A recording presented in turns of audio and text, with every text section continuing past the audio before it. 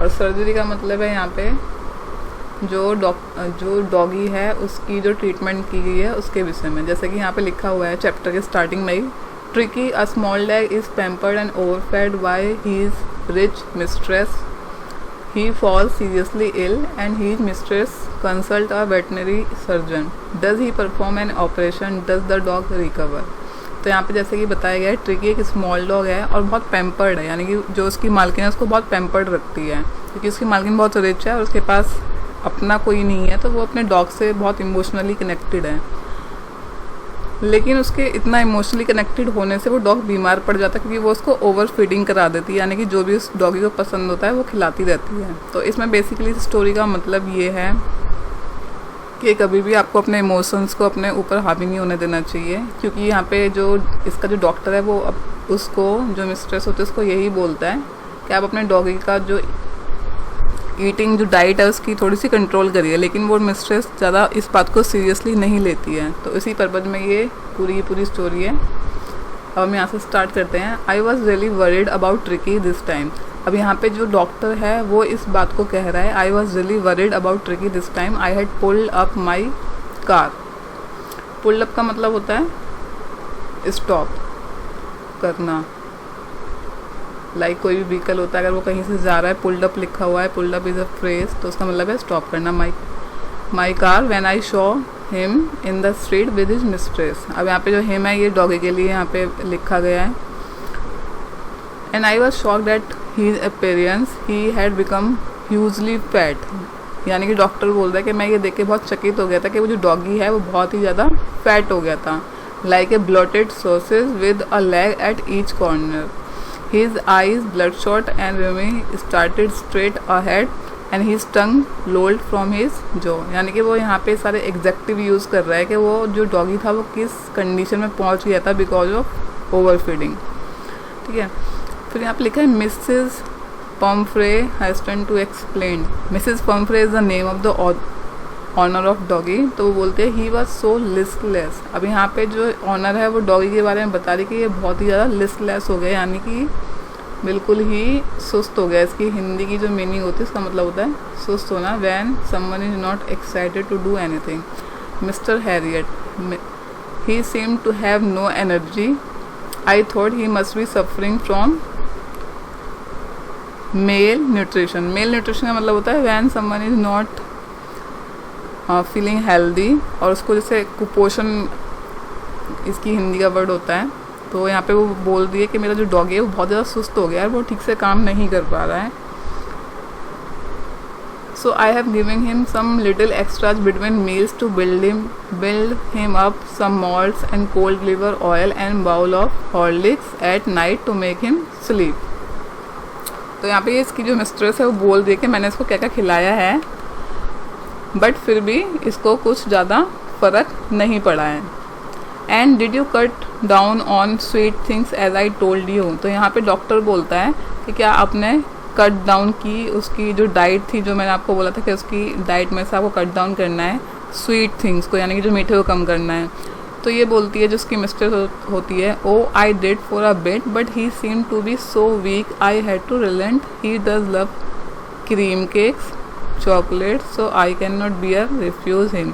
अब यहाँ पे वो मिस्ट्रेस बता रही है उसकी वीकनेस है कि उसने कोशिश की थी उसको कम मीठा देने की, बट फिर भी जो उसका डॉगी था वो इतना ज़्यादा उसको मीठा पसंद है कि वो जो उसकी मिस्ट्रेस है वो रोक नहीं पाई उसको मीठा देने के लिए। I look down again a little dog and that was trouble, Tricky is fault was greed. अब यहाँ पे वो जो डॉक्टर है वो बता रहा है कि जो ट्रिकी है उसका सिर्फ फॉल्ट ये है कि वो बहुत ज़्यादा ग्रीडी है, यानी कि बहुत लालची है, वो खाने से खुद को रोक नहीं सकता है। और यहाँ पे उसकी जो मिस्ट्रेस है वो भी अपने डॉगी को इतना प्यार करती है कि उसको खाने देने से मना नहीं कर पाती, अपने आप को रोक नहीं पाती है। इसके बाद फिर डॉक्टर कहता है are you giving him plenty of exercise. Plenty का मतलब होता है जब आप कोई भी चीज़ बहुत एक्सेस में करते हैं, यानी कि जो उसकी आइडियल अमाउंट होती है। तो यहाँ पे डॉक्टर कह रहे हैं कि क्या आप उसको ठीक तरीके से यानी कि ठीक मात्रा में एक्सरसाइज करवा रहे हैं। Well he has little walk with me as you can see, but Hodgkin the gardener has been down with lumbago and so there has been no ring throwing lately. तो यहाँ पे बोलती है मतलब बेसिकली इसकी जो मिस्ट्रेस है तो वो सिर्फ एक्सक्यूजेस देती रहती है कि मैं उसको खाना इसलिए नहीं खाना देने के लिए मना नहीं कर पा रही क्योंकि हमारा जो डॉगी है ये बहुत ज़्यादा ग्रेडी है, तो डॉक्टर पूछता है आप इसे एक्सरसाइज करवा रहे हैं या नहीं करवा रहे, तो इसके लिए भी इसके पास एक्सक्यूज रहता है। तो बेसिकली यहाँ पे जो सारी मिस्टेक्स होती है वो उसकी मिस्टेक्स की होती है, क्योंकि वो डॉगी को इतना प्यार करती है कि किसी भी चीज़ के लिए उसको मना नहीं कर पाती है।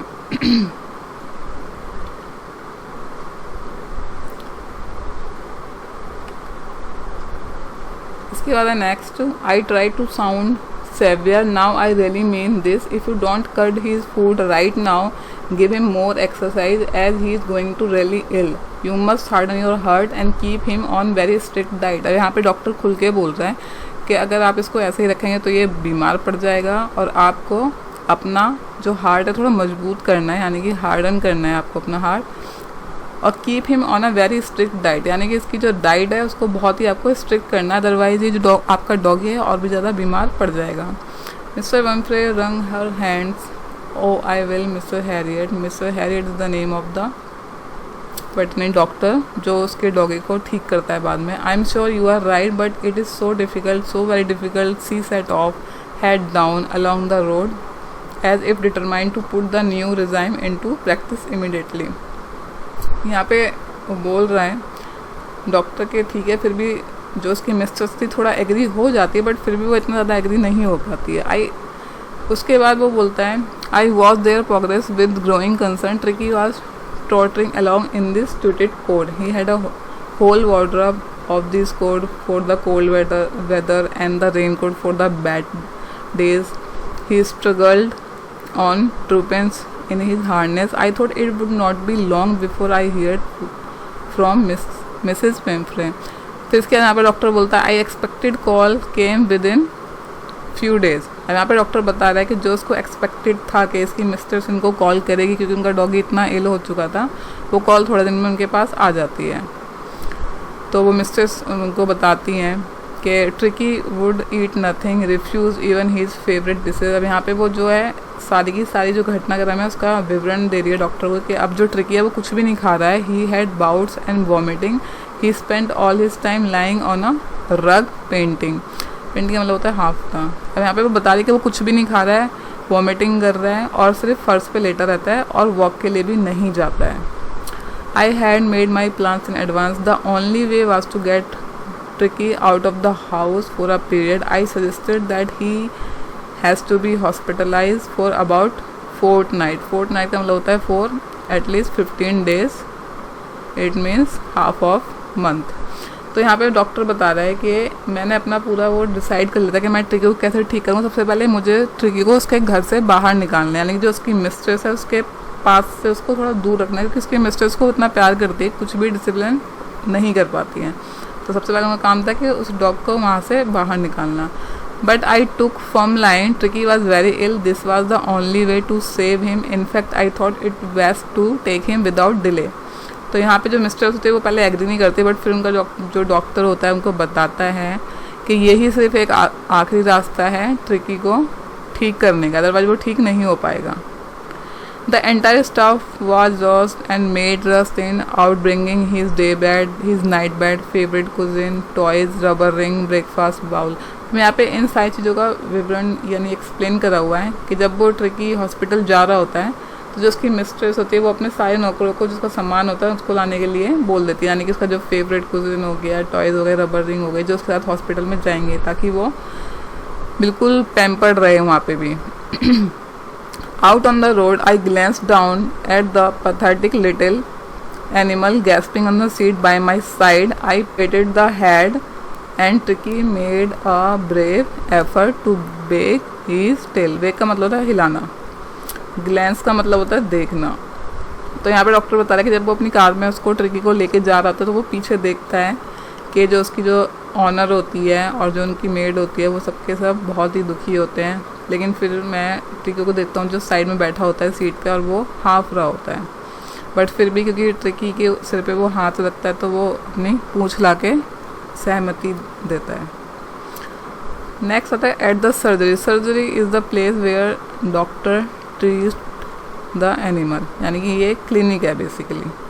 The household dogs round me, Tricky look down at the noisy pack with the dull eyes and when put down lay motionless in the अगर किसी आदमी को या किसी जानवर को बहुत थकान हो जाती है, they are not feeling very well, तो उसे मोशनलेस बोलते हैं, यानी कि जब किसी शरीर में हलचल नहीं रहती है। तो यहाँ पे डॉक्टर बता रहे हैं कि बाकी ये डॉग आते हैं, उसको स्निफ करते हैं। स्निफ का मतलब होता है सूंघना जैसे, और वो उसको सूंघ के ये पता लगाते हैं कि ये जो डॉग है ये बहुत ही लेज़ी है और डिसइंटरेस्टेड है, अनइंटरेस्टेड है और खेलना नहीं चाहता है। I made up a bed for him in a warm loose box next to the one where the other dog slept। तो यहाँ पे डॉक्टर बता रहा है कि वो जो ट्रिकी होता है उसके लिए उसका बेड बनाता है जो नेक्स्ट टू अदर डॉग्स होता है, जहाँ पे और बाकी के कुत्ते भी सोते हैं, क्योंकि वो पूरा का पूरा क्लिनिक है, वहाँ पे सारे के सारे डॉगीज ही सोते हैं। तो वहीं पे वो उनका बेड लगा देता है। I kept an eye on him. Kept an eye on him का मतलब होता है वो उस पर पूरी नज़र बनाए रखता है, यानी कि पूरी तरह से उस पर देखता रहता है कि क्या इम्प्रूवमेंट हो रही है। गिविंग हिम नो फूड, तो वो जो डॉक्टर होता है सबसे पहले क्या करता है, उसको फूड उसकी कट डाउन कर देता है, कोई फूड नहीं देता उसको। प्लेंटी ऑफ वाटर होता है, प्लेंटी का मतलब होता है बहुत सारा, यानी कि उसको सबसे पहले बहुत सारा पानी देते हैं वो, अलॉट अमाउंट ऑफ पानी, ठीक है।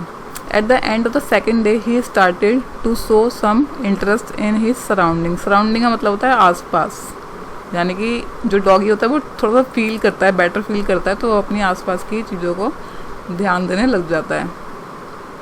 When I opened the dog, Tricky trotted out and was immediately engulfed by George Greyhound and his friend। तो उसके बाद जब जो डॉक्टर होता है वो जब डोर खोलता है तो ट्रिकी बहुत ही उत्साहित हो जाता है, क्योंकि अब वो बेटर फील कर रहा होता है। तो जो बाकी के डॉग होते हैं उनके साथ भी वो अच्छा फील करने लग जाता है, उनके साथ खेलने लग जाता है। Later the day I was present at feeding time. I watched while Tristan slopped the food into the bowl. There was the usual headlock rush followed by sound, the high speed eating. Every dog knew that if he fell behind other, he was liable to have some competition for the last part of his meal। अब यहाँ पे बता रहे कि वो जो खाना दिया जाता है डॉगी को, सबको सारे डॉगीज को एक साथ खाना दिया जाता है, तो उनके अंदर एक कंपटीशन होता है कि जल्दी खाना है उनको, अदरवाइज उनको कम खाना मिलेगा। तो ये कंपटीशन भी हेल्दी होता है, क्योंकि सारे डॉग थोड़ी उनकी एक्सरसाइज हो जाती है। When they had finished, Tricky took a walk round the shining bowls, licking casually inside one or two of them. Next day an extra bowl was put out for him. I was pleased to see him jostling his way towards it। अब यहाँ पे बता रहा है कि जो tricky था वो हैप्पी नहीं था कि वो सारे डॉगी के साथ खाना खाए, तो उसके लिए अलग से वहाँ पे एक बाउल रख दिया जाता है। From then on his progress was rapid। rapid का मतलब होता है बहुत fast, like something is happening very fast and quickly। He had no medical treatment of any kind, but all day he ran about with the dog। अब यहाँ पे doctor बता रहा है कि उसको किसी भी तरह का ट्रीटमेंट नहीं दिया गया था, बल्कि जो उसकी एक्सरसाइज होती है उसी पे एम्फेसाइज किया गया। तो उसको हम पानी बहुत ज़्यादा देते थे और उसको एक्सरसाइज बहुत ज़्यादा कराते थे, इसी से ही वो फील बेटर होने लग गया था। He described the joy of being bowled over, trampled on the squares every few times। He became an accepted member of the gang, unlikely the sleeky little object among the shaggy crew, fighting like a tiger for his share at mealtime and haunting rats in the hold and house at the night। He had never had such time in his life। अब जो tricky था वो यहाँ पे ये doctor बता रहा है कि वो बाकी जो डॉग्स थे उन सबके साथ बहुत ही जॉयफुल और बहुत ही इंजॉय करने लग गया था। उनके साथ वो खाना खाता था, उस कॉम्पिटिशन में रहता था, उनके साथ भागता था, दौड़ता था। ये उसने कभी टाइम देखा नहीं था, क्योंकि बाकी वो अपने मिस्ट्रेस के साथ रहता था, जहाँ पे उसको बहुत ज़्यादा खाना खिलाया जाता, कम एक्सरसाइज कराई जाती थी, इसी वजह से वो बीमार पड़ गया था। All the while Mrs. Pumphrey hovered anxiously in the background, ringing a dozen times a day for the latest bulletin। I dodged the question about whether his cousin were being turned regularly or his correct code worn according to the weather, but I was able to tell her that the little fellow was out of danger and conceived rapidly। अब यहाँ पे ये बताया जा रहा है कि जो मिसेस पम्फ्रे थे उनको डॉगी के बारे में जानने की बहुत उत्सुकता थी, तो डॉक्टर उनको ज़्यादा कुछ नहीं बताता, बट इतना बता देता कि जो डॉगी है वो आउट ऑफ डेंजर है। The word consisting seemed to the something to Mrs. Pumphrey। She started to bring round fresh egg 2 dozen at a time to build up Tricky's strength। तो जब डॉक्टर ने बताया कि अब वो थोड़ा ठीक होने लग गया है, तो जो मिसेस पम्फ्रे थी वो फिर से अपना वही जो पुराना रूटीन था उस पर आने लग जाती हैं। वो करती फ्रेश एग और 2 डजन लेके आने लग जाती है उसके लिए, ताकि उसकी स्ट्रेंथ है जो ट्रिकी की और ज़्यादा अच्छी हो जाए। जबकि उसकी स्ट्रेंथ ऑलरेडी अच्छी थी, लेकिन वो ख़राब इसलिए थी क्योंकि वो लेग एक्सरसाइज कर रहा था।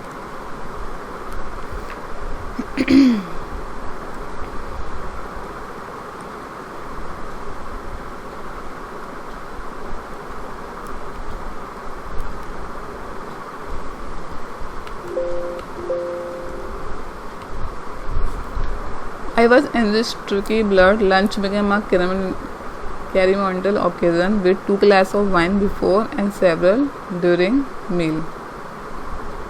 We could hardly believe it when the brandy came to put a final edge on Turkey constitution. For a few nights the fine spirit was rolled out, inhaled and reverently drunk.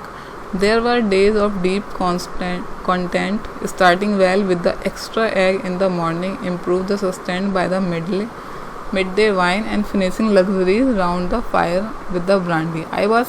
It was a temptation to keep trekking on as a permanent guest, but I knew Mrs. Pumphrey was suffering, and after a fortnight felt compelled to phone and tell her that the little dog had recovered and was awaiting collection. तो Mrs Pomfrey को ये बता दिया जाता है कि उनका जो डॉगी है वो थोड़ा ठीक हो गया है और वो उसकी कलेक्शन के लिए यानी कि उसको लेने के लिए आ सकते हैं। Within minutes about 30 feet of gleaming black metal drew up outside the surgery. The chauffeur opened the door and I could just make out the finger of Mrs. Pumphrey almost lost in the interior. Her hand was tightly clasped in front of her. Her lips trembled. Oh, Mrs. Harriet, do tell me the truth. Is he really better. तो यहाँ पे Mrs Pomfrey को यकीन नहीं होता कि उनका doggy बहुत ही बेटर फील होने लग गया, क्योंकि उन्होंने एटलीस्ट सारी होप छोड़ दी थी। उन्हें लग रहा था कि बहुत डॉगी किल हो गया है, बट जो उनका डॉक्टर होता है वो उसको ठीक कर देता है। तो डॉक्टर यहाँ पे बोलता है yes he is fine, there is no need for you to get out the car, I will go and fetch him. I walk through the house into the garden. A mass of dogs was hurtling round and round the lawn. In the midst, ear flapping, tail waving, was the little golden figure of Tricky. तो यहाँ पे वो dog के बारे में बता रहा है कि उसके कान बहुत हिल रहे थे और उसकी जो पूँछ होती वो हिला रहा था। In 2 weeks, he had been transferred into a lean, hard muscled animal. अब यहाँ पे डॉक्टर बता रहे हैं कि जो वो ट्रिकी था वो कुछ भी वो मोटा डॉगी नहीं रह गया था, अब वो काफ़ी स्मूथ हो गया था, लिटिल हो गया था और हार्ड मसल्ड हो गए थे, यानी कि क्योंकि वो एक्सरसाइज बहुत ज़्यादा कर रहा था, खा कम रहा था। He was keeping up well with the pack stretching out the great bound, his chest almost brushing the ground. I carried him back along with the passage to the front of the house. The chauffeur was still holding the car door open, and when Tricky saw this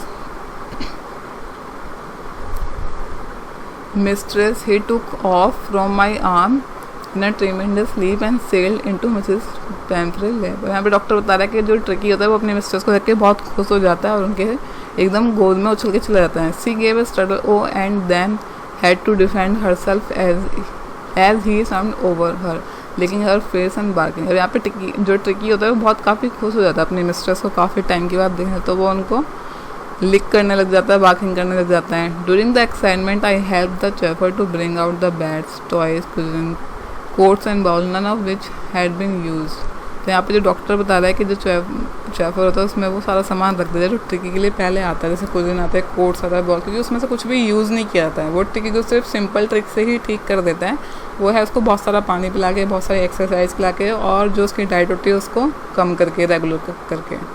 As the car moved away, Mrs. Pumphrey leaned out the window, tears shone in her eyes, her lips trembled. Oh, Mr. Harriet, how can I ever thank you? This is a triumph of surgery. तो यहाँ पे जो Mrs Pomfrey होती हैं वो ज़्यादा time बहुत खुश होती हैं और बोलती कि मैं आपको थैंक यू कैसे कह पाऊँगी, क्योंकि आपने मेरा डॉगी जो है वो ठीक कर दिया। इसलिए ट्रिumph ऑफ सर्जरी का है, ट्रिम का मतलब होता है विक्ट्री।